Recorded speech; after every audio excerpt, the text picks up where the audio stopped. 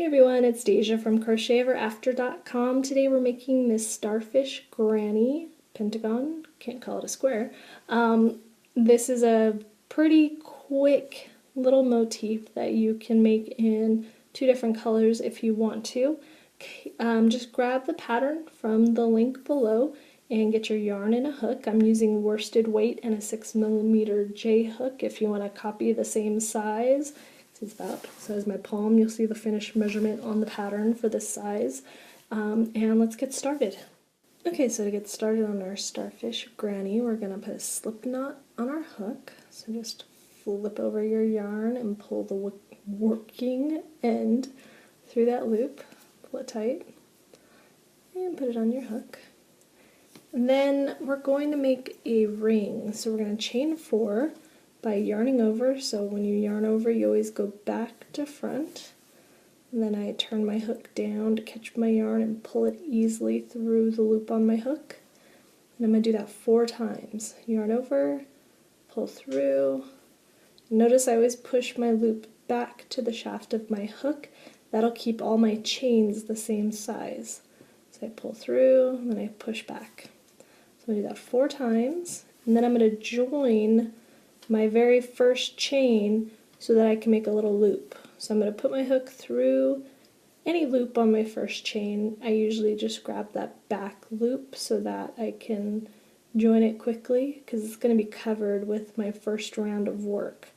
So when you yarn over, when you're putting your hook through that chain, it's more like a layover. It just kind of lays right over the top of your hook. You're not wrapping it a bunch or anything.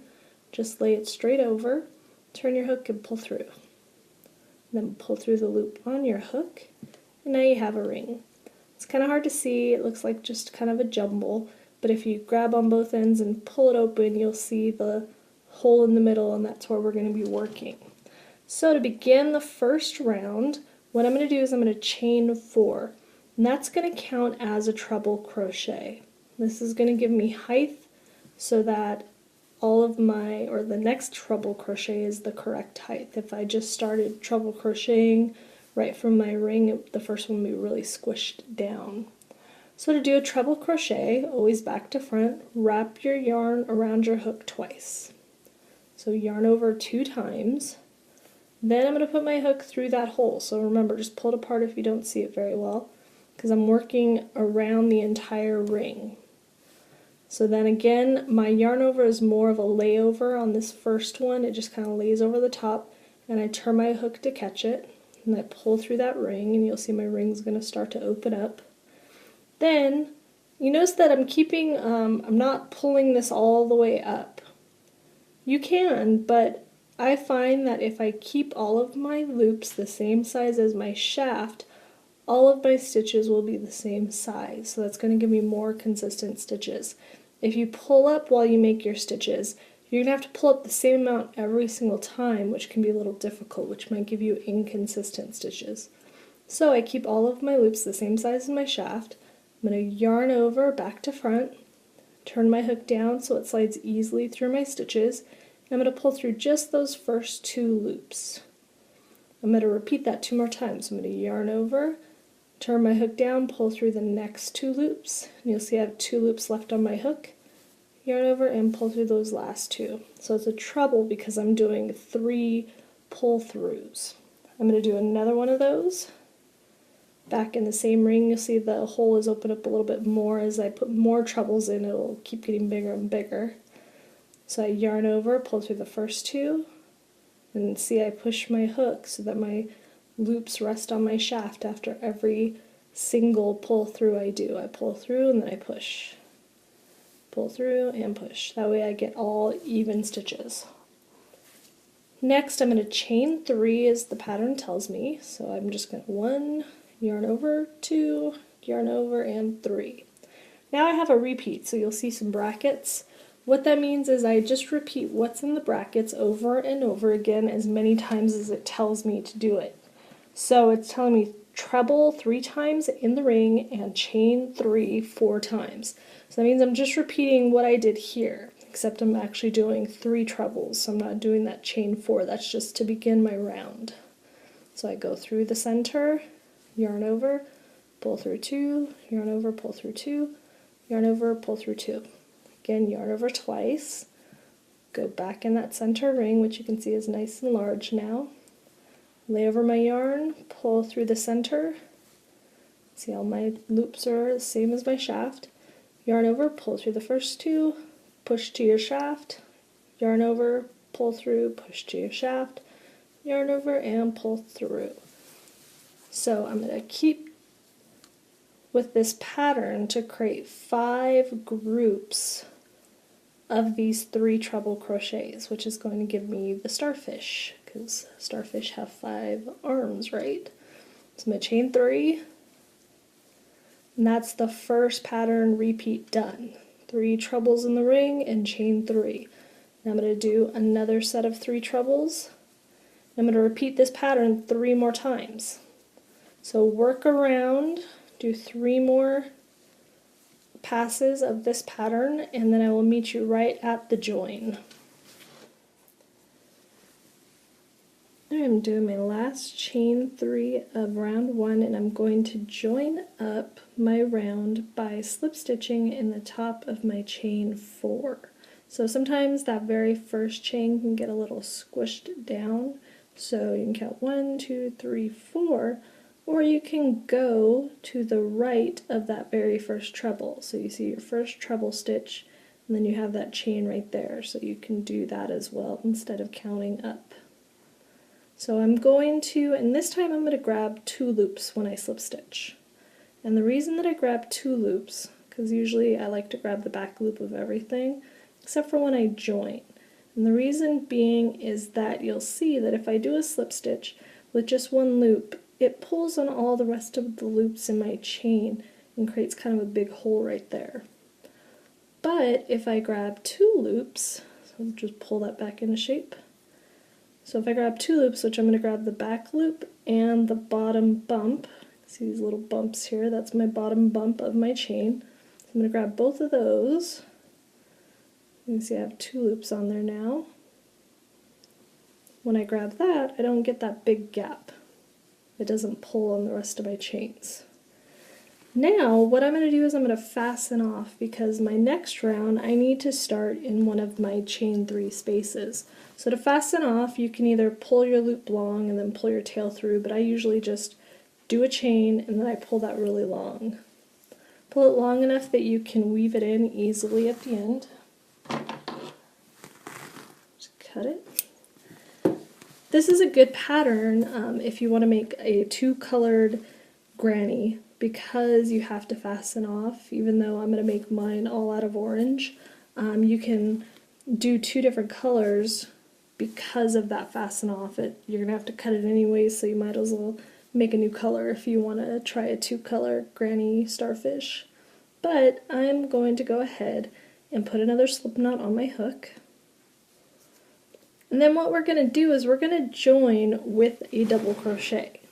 So normally when you join your round, or you join a new yarn, you would do so by doing a slip stitch. So you would slip stitch into your hook, pull that tight, and then you would chain 3, because we're doing double crochets for this round, and then you would start your very first double crochet.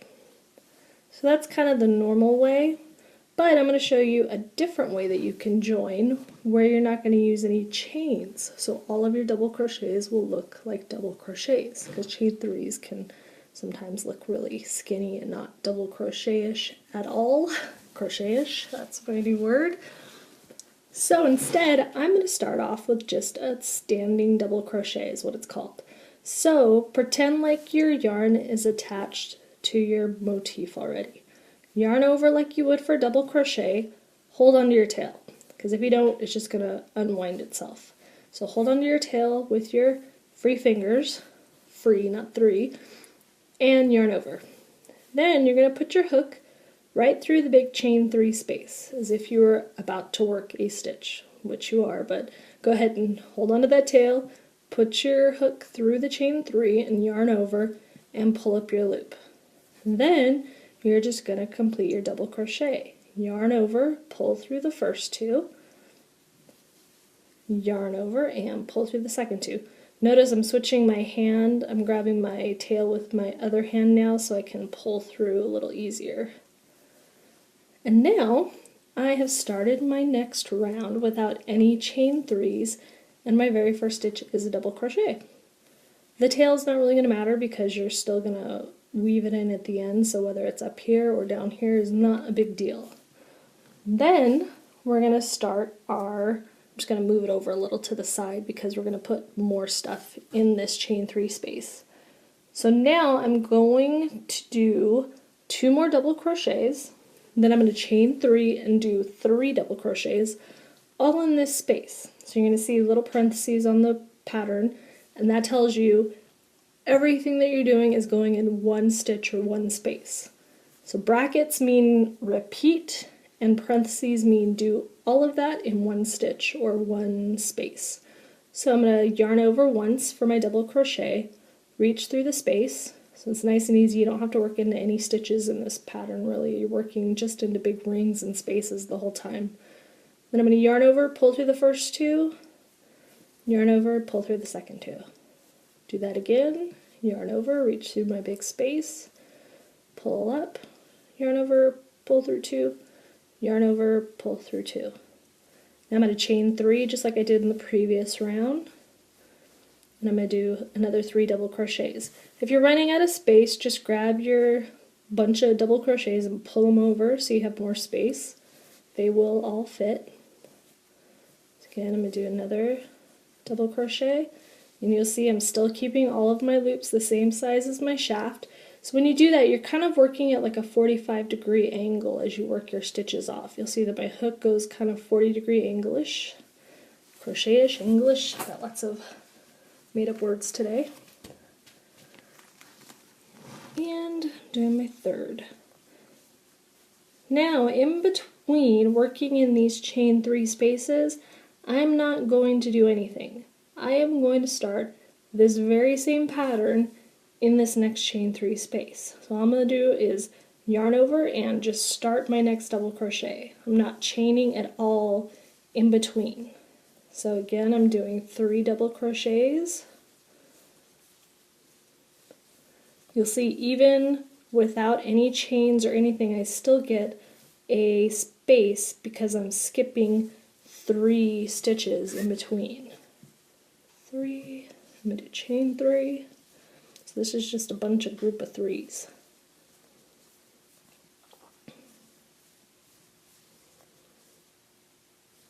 Two and 3. So I'm doing this 3 more times because everything is in 5s for this pattern. So I'm going to do these next 3 spaces, and then we'll meet up over here to join up and finish off our granny. So keep working around. Alright, I'm on my last double crochet of the round.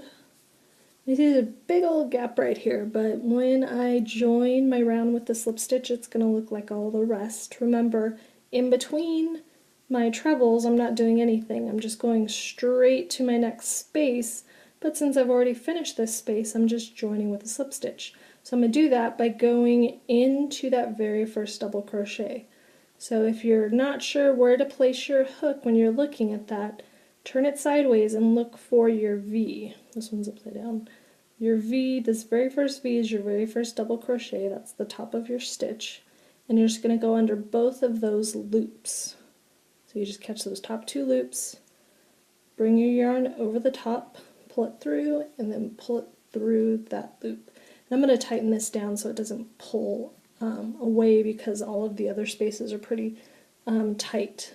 So now I'm all done. I'm just going to fasten this off and pull through, pull that long, and cut it. And then I'm going to grab a needle and show you how I weave in something that is so holy. So I'm going to go grab a yarn needle and I'll show you how to do that. My yarn needle and I'm ready to start weaving in my ends.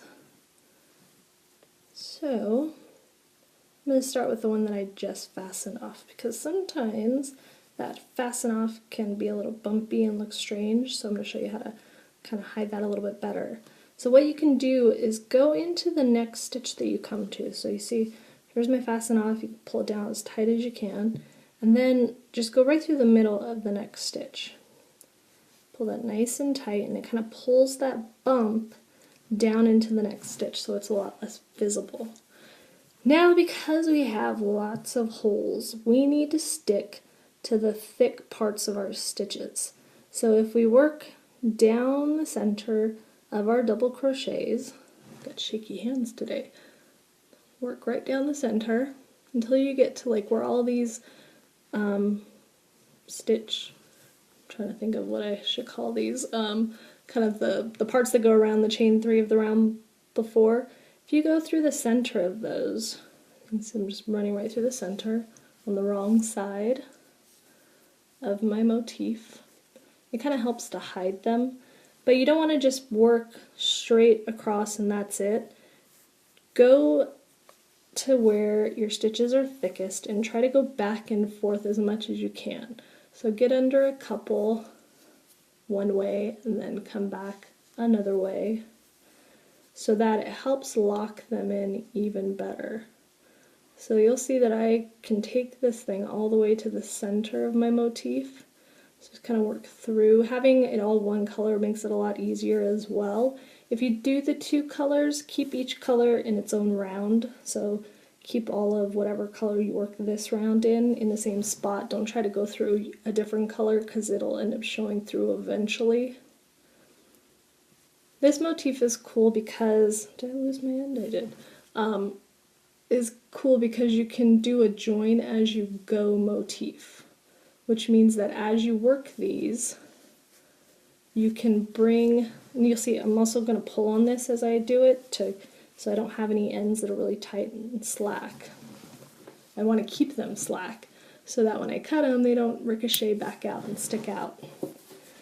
So this is a join as you go, so when you're making these chain 3s, you can actually do the chain 3 and join through other motifs. So you can join at all of these chain 3 spaces and you can make a shawl, a scarf, whatever you may want to make out of that. You can make a real open weave kind of pretty springy type garment, even a garment, tank top, shirt. But as you work your stitches, you can join those up. So if you're familiar with joining as you go, this is a good one for it. So as you see, I'm just going to go through and weave in my ends for at least, 4 inches. That way, if they start to stick out at any point in time, I can cut them off without worrying about not having any still in there. Because as you wear your stuff, you will get little ends popping out every once in a while. So I just go back and forth. I'm going to do all 4 ends. You should have 4, even if you changed colors. And then we'll look at the finished product. Okay, I got all my ends weaved in on my granny starfish or starfish granny, and it's all ready to go. So remember, you can join these up. You can either do little joins in the corners or join as you go, or even connect them as kind of a pentagon. You can pull them out so they're more pentagonish than starfish, but it kind of dips in the middle there because of the no chains right here, so that's why I call it a starfish granny, because I think it looks kind of like a starfish. But if you have any questions, leave them below, and thank you for watching.